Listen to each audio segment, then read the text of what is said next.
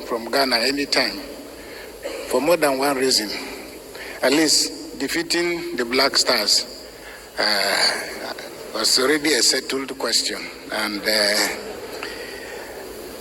And of course, one player that I have difficulties forgiving is Thomas Partey, whose goal sent Nigeria out of Nigeria's hope of playing in the World Cup. But I support Thomas Partey because until recently he was a player of Arsenal. Anyway, distinguished ladies and gentlemen, let me get very seriously to the matters of the day, and thank you so very much. I have no idea why President Jonathan honored me with this call, and actually when I accepted the invitation, I didn't expect an audience as distinguished as this. But now that the bottle of water has been brought, I tell you, please don't take it from my speech.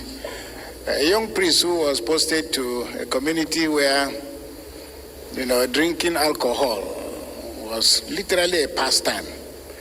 And the concern was how to stop these people from drinking very cheap alcohol, because they were always drunk in the morning most time of the day.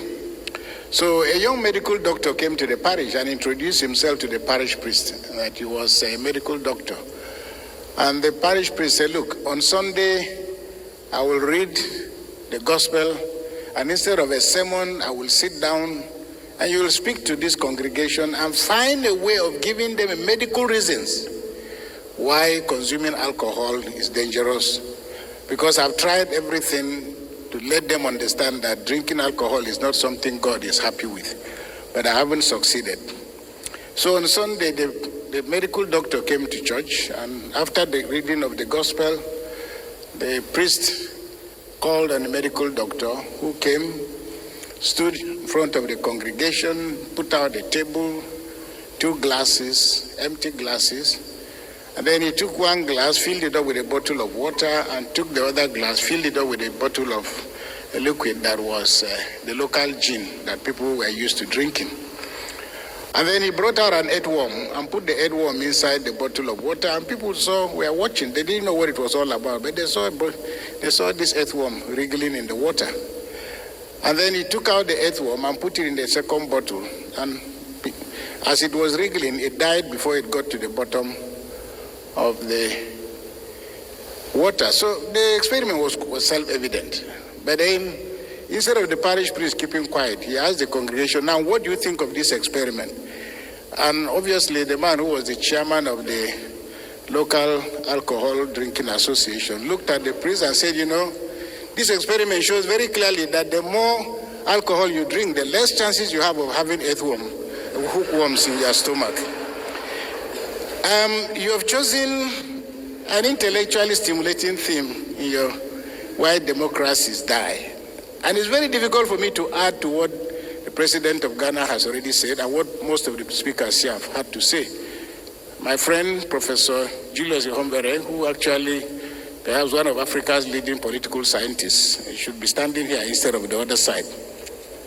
But according to your letter of invitation, you said, among other things, and I quote, that you want to interrogate the structural and systemic drivers of democratic decline across Africa, rising authoritarianism, institutional fragility, shrinking civil space, and exploring new democratic systems. Exploring how democratic systems are weakened and dismantled.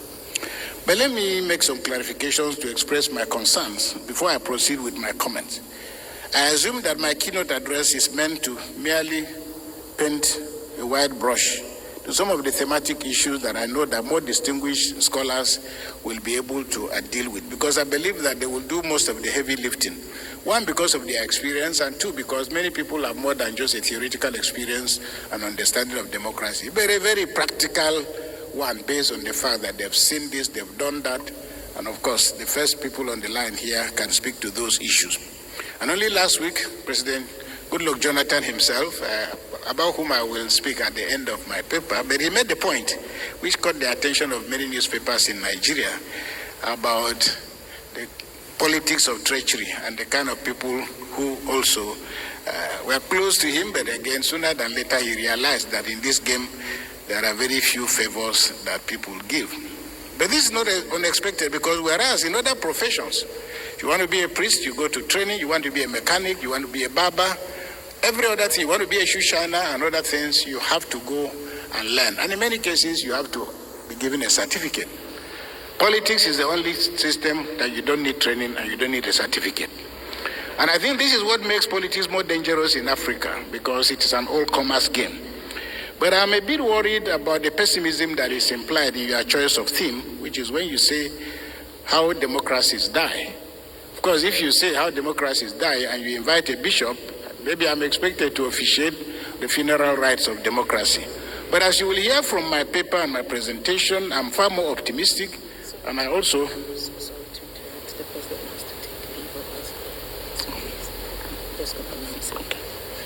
Please pardon me and forgive me for the rude interruption, but His Excellency would have to take leave of us now, and so he would like to seek your permission to excuse himself. But because it's a democracy, you have to grant him that permission. So if you're in favor of his departure, please say aye.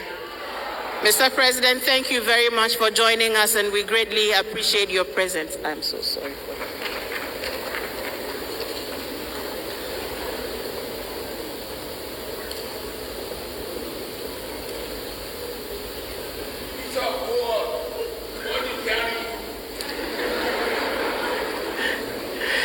Now, of course,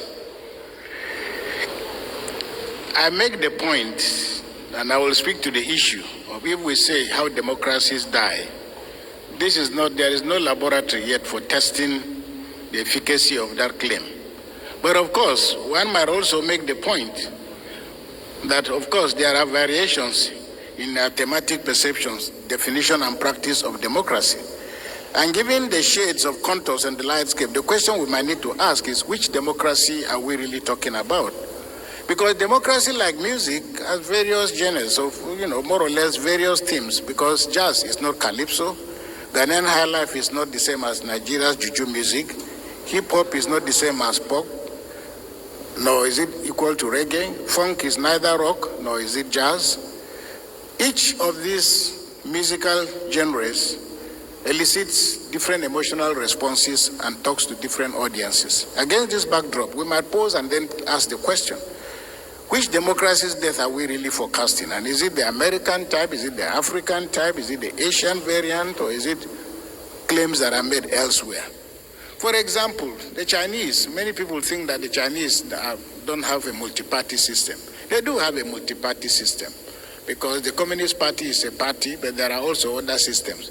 But what is also very interesting is that the Chinese make a claim which is equivalent to what one of America's famous public intellectuals referred to as manufactured consent, because the Chinese have 8 registered political parties that are supposed to be in opposition, but they are bound never to be against the Communist Party.